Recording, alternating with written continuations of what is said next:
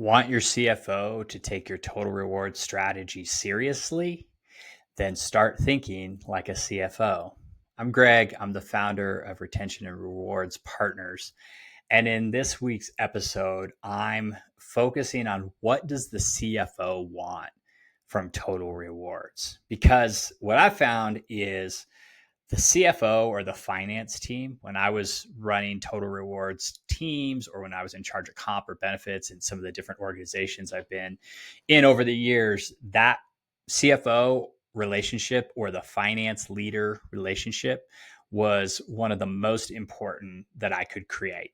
And that's because, in my opinion, in most companies, the compensation and the benefits are the two biggest expenses on the profit and loss statement.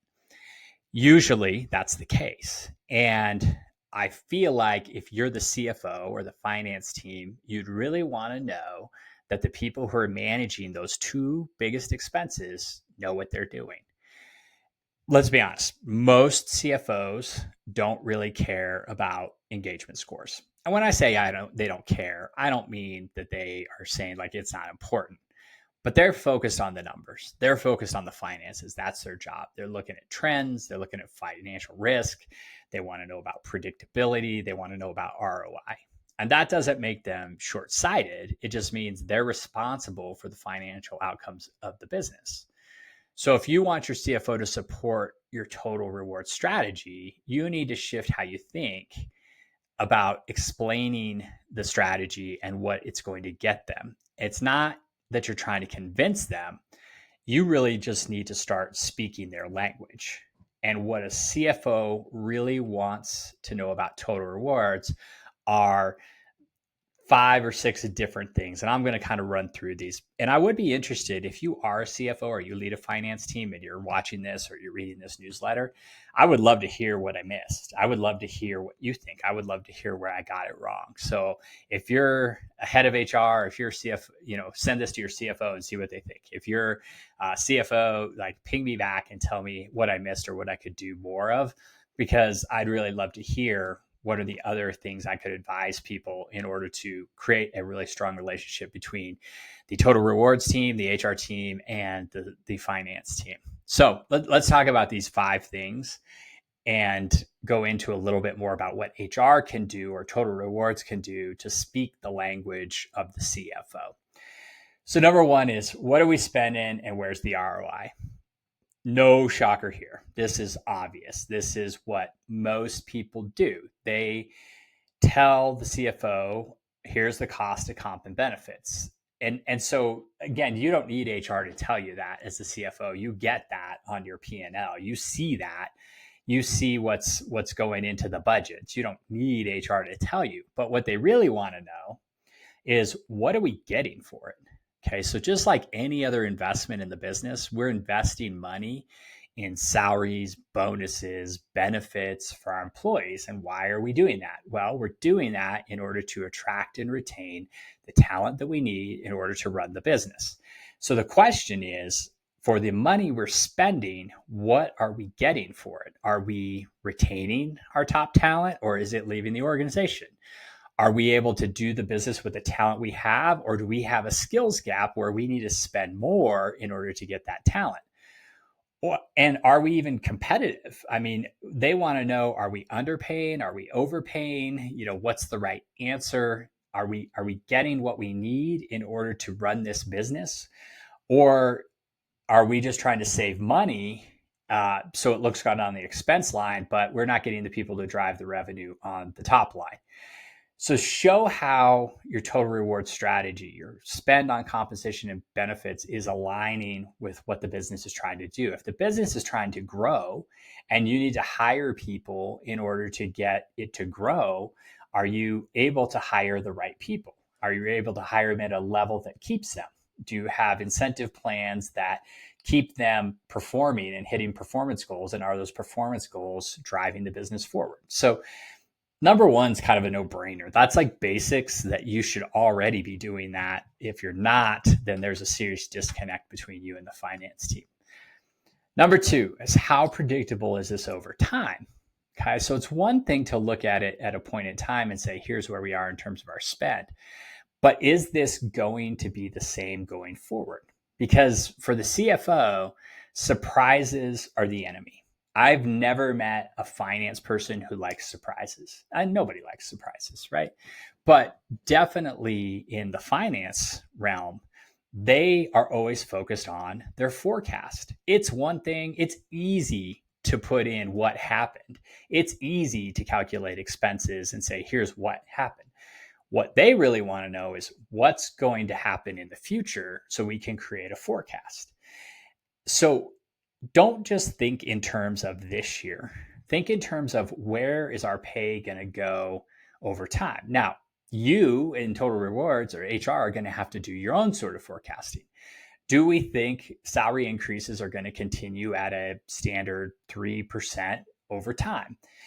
Or do we think that it's going to accelerate or it's going to decelerate? Now, you're guessing, right? You don't know this. And so nobody really knows what's going to happen in the future, but you have to put in some assumptions or some different scenarios. So you can say, if it continues at the rate it's going, here's what payroll is going to cost us in the future. Or if we continue to perform at this level, here's what our bonus payout could potentially be in the future.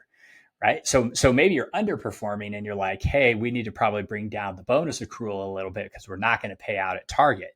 Or it looks like we're going to kill it this year. We're probably going to be paying out the bonus plan at 150% of target. So we're going to need to make sure that we're accruing. Now, lots of times this already exists within the organization, but if it's not, these are the things you need to be talking about. And if you're in Total Rewards and finance is already doing this, you need to talk to them and find out, what are they assuming?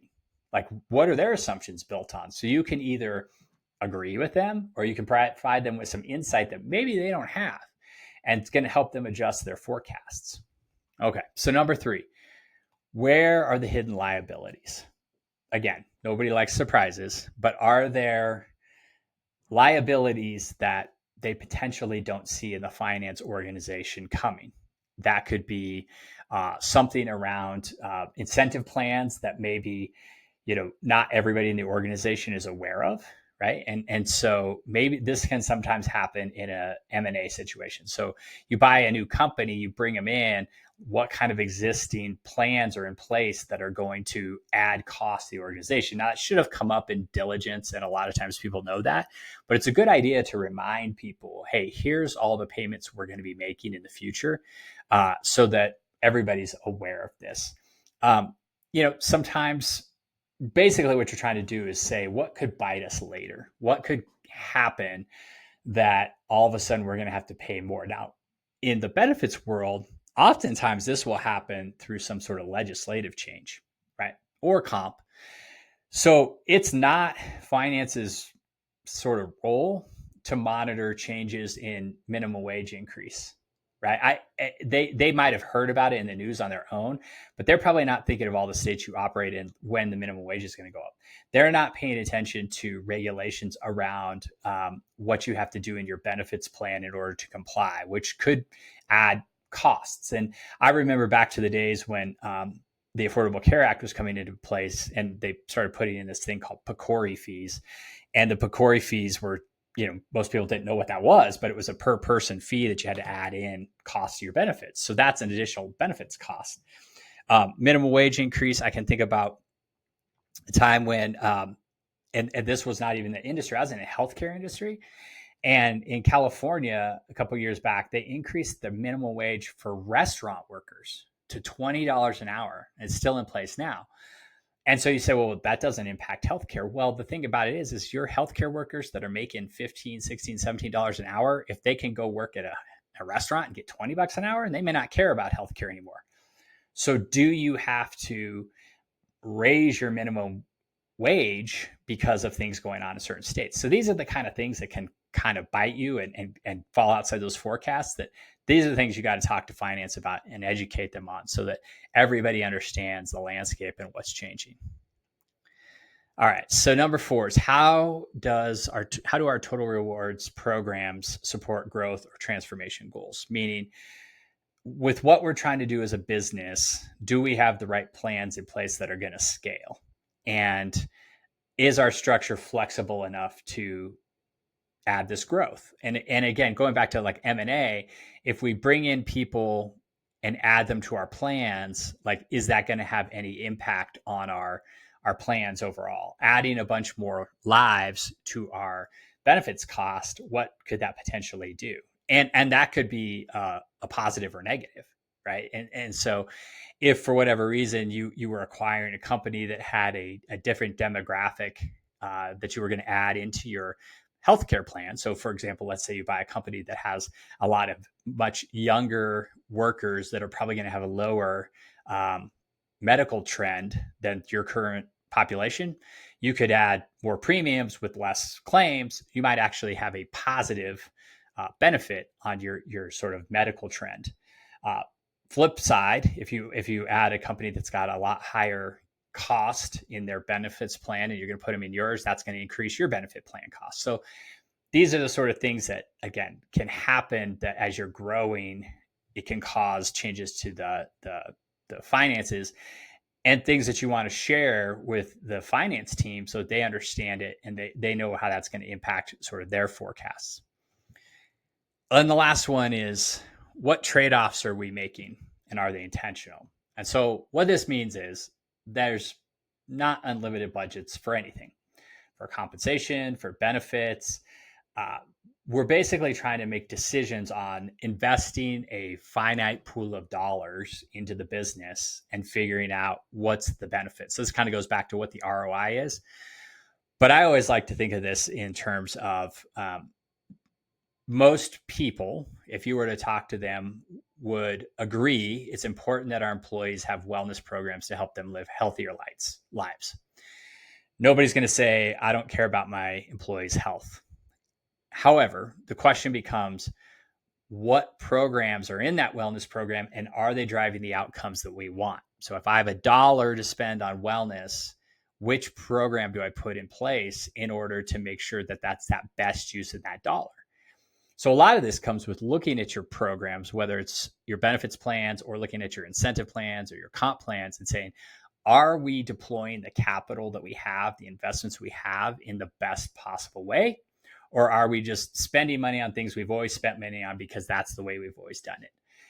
You need to go through and understand, are we getting what we want out of this investment or do we need to adjust it?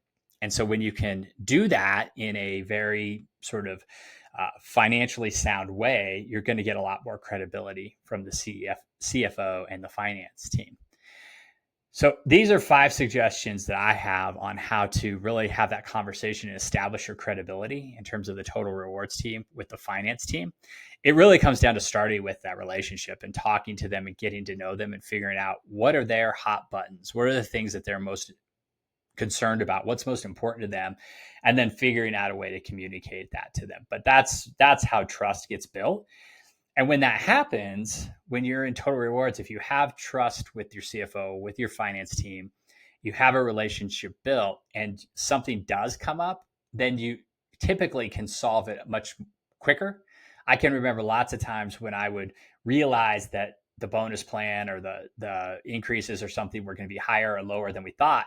And because I had that relationship with the finance team, I'd go to them and be like, hey, I just need to give you a heads up. Here's what's going on. They're like, okay, we'll just adjust. I can also remember situations where I saw total rewards teams that didn't have that sort of relationship, and when they had bad news and they delivered to the finance team, it totally blew up and it was like all hands on deck. We need to get a new effort together and figure out what's going on. But what I've seen work best is when you have a strong relationship with that finance team, you understand each other, you know what each other's priorities are, and then solving those problems becomes much easier. I hope those help. I hope those give you some ideas. If you're not doing those things, maybe you can start doing that. If you'd like some other suggestions, please let me know. I'd be happy to help if you need some help talking with a C-suite. I've been in corporate HR for over 20 years, have a lot of interactions with a lot of different finance teams throughout lots of large organizations. And if you're a CFO, again, if anything I said, if you're like, that's totally off the base and you need to tell people something else, Greg, then please get in touch. I would love to hear what I said right, what I said wrong, and what HR can do to interact better with the finance team. So hopefully that helped. Have a great week and look forward to seeing you again in the next episode.